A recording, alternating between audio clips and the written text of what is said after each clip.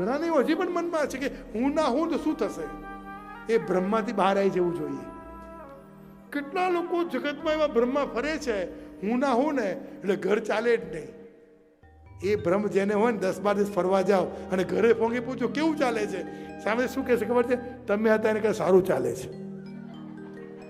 આપણે બ્રહ્મા છીએ કે મારી વગર બધું ગડબડ થશે, એવું કશું જ નથી. આપણી આવનારી આગળની પેઢી આપણા કરતાં વધારે સારું સંચાલન કરી શકે એમ છે, વધારે સાચવી શકે એમ છે. આપણે એવા થઈ ગયા છે ના હું નહીં હોઉં તો સમાજનું શું થશે, ઘરમાં તો કોઈ નહીં રહે, બધા રહે છે. આપણે મધ્યમાં છે. આપણે પહેલાં બી ઘણા આવી ગયા વિચારીને, આપણા પછી પણ ઘણા આવવાના છે. ઘણા લોકો વિચારે છે એવું કશું ફરક નથી પડતો. ગાંધીજીનું મૃત્યુ થયું તો દેશમાં ચિંતા થઈ, અરે મહાત્મા ગાંધી ગયા હવે શું થશે?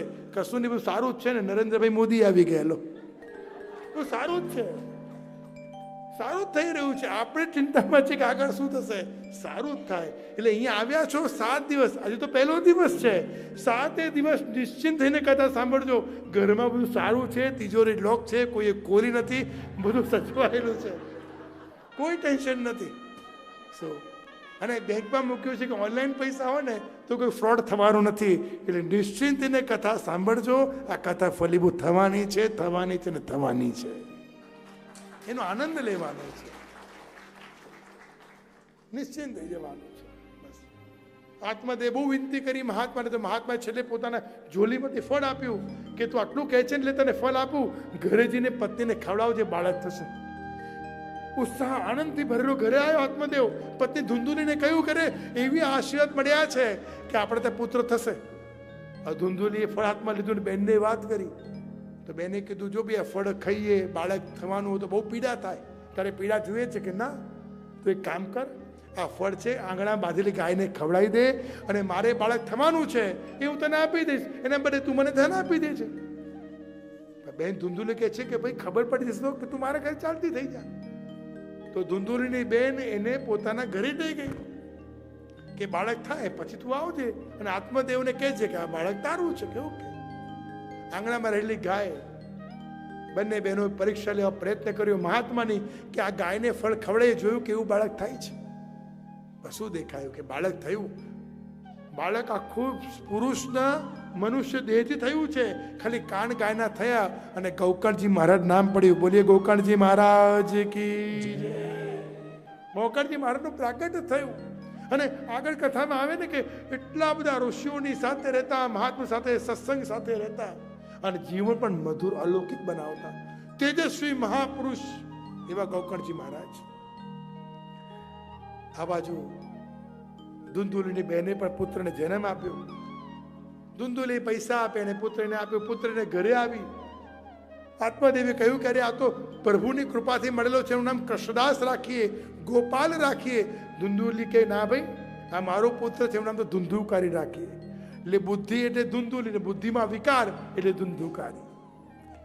ધુંધુકારી નામ પડ્યું. જેમ મોટો થાય અતિશય પ્રેમ વ્યક્તિને બગાડી દે.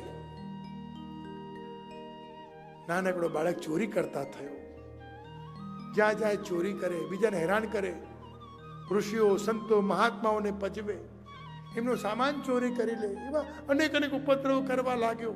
ચારે બાજુ એના સમાચારને ફરિયાદ આવવા લાગી. ગોકર્ણજી મહારાજ એક દિવસ ઘરે આવ્યા અને પિતાને કહ્યું, પિતાજી એક વિનંતી કરું કે શું? અરે આવી રીતે ઘરમાં રહેવા કરતા તમે 50ની ઉંમર વટાવી છો કે આ વનમાં પ્રવેશ કરો. આત્મદેવને ઉદ્બોધનો સારા લાગ્યા, એ વનમાં પ્રવેશ કર્યો. ઘરમાં માતા એકલા છે, મદિરા પાન કરે, જુગાર રમે, સ્ત્રીઓ સાથે રહે.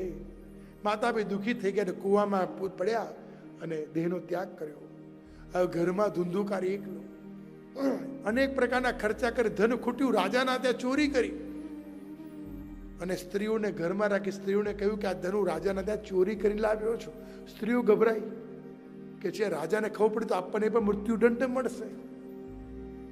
એક કામ કરીએ, આ ધુંધુકારીને મારી નાખીએ.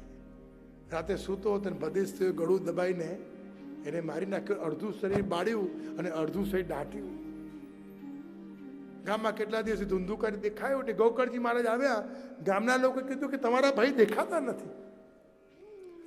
ઘર ખોલ્યું છે ને ઘર ખોલીને ગોકળજી મહારાજ ત્યાં રહ્યા. અને ગોકળજી મહારાજ રાત્રે સુઈ જાય ત્યાં અચાનક પડછાયા દેખાય, આહડથી દેખાય, કોઈ જતું આવતું દેખાય, અનેક અનેક સાયા દેખાવા લાગે. તો ગોકળજી મહારાજ વિચાર તો છે કોણ? બોલ શ્રી વલ્લભાધીશ કી જય. ગોકળજી મહારાજ વિચાર થયો છે કોણ? કોણ આટા મારે છે? હાથમાં જલ લીધું, સૂર્યને મંત્ર લીધો અને જલે છાંટ્યું તો ધુંધુકારી પ્રગટ થયું. અને પ્રગટ થતાની સાથે જ ગોકળજી મહારાજના પગ પકડી રડવા લાગ્યો. પૂછ્યું કેમ રડે છે, શું થયું? કે છે મારી આત્મા ભટકી રહી છે, મારી ગતિ થતી નથી. કેવું તે શું કર્યું છે કે તો સહી મને. અરે શું નથી કર્યું મેં? હું મદિરા પાન કર્યું, જુગાર રમ્યો છું, પરસ્ત્રી ગમન કર્યું, માતા પિતાને દુઃખ આપ્યું, બધા જ કામ કર્યા છે. પણ એટલે જ આ સ્ત્રીઓ મને મારી નાખ્યો છે. અડધું શરીર મારું બળ્યું છે અને અડધું શરીર જે ભૂમિમાં દાટ્યું છે. થયું કે સવારે શ્રાદ્ધ કરો. ગોકળજી મહારાજે વાત સાંભળી, સવારે ગયાજી જઈને શ્રાદ્ધ કર્યું. અનેક અનેક શ્રાદ્ધ કર્યા, તર્પણો કર્યા, અનેક વિધિઓ કરી. ઘરે પાછા આવે, રાત્રે સુઈ ગયા, જો તો ફરી ધુંધુકારી ભટક્યા જ કરે છે, ફરી ફર્યા કરે. બીજો દિવસે સૂર્યદેવની ઉપાસના કરી, સૂર્યને પ્રસન્ન કર્યા, વરદાન માંગ્યું કે ધુંધુકારીને મુક્તિ મળી જાય. ફરી રાત્રે સુઈ ગયા, ધુંધુકારી ફર્યા જ કરે, મુક્તિ ના થઈ. ગોકળજી મહારાજે સૂર્યદેવને પ્રસન્ન કરીને પૂછ્યું, કરે સૂર્યદેવ, આપને આટલી મોટી પૂજા કરી છતાં પણ ધુંધુકારીનું કલ્યાણ થયું નથી, એને ઉદ્ધાર થતો નથી. કેમ નહીં થાય ઉદ્ધાર? કેમ કે આ ધુંધુકારી એવા પાપ કર્યા છે કે 100 વખત શ્રાદ્ધ કરશો ને તો બી એનો ઉદ્ધાર નહીં થાય, 1000 યજ્ઞ કરશો તો ઉદ્ધાર નહીં થાય.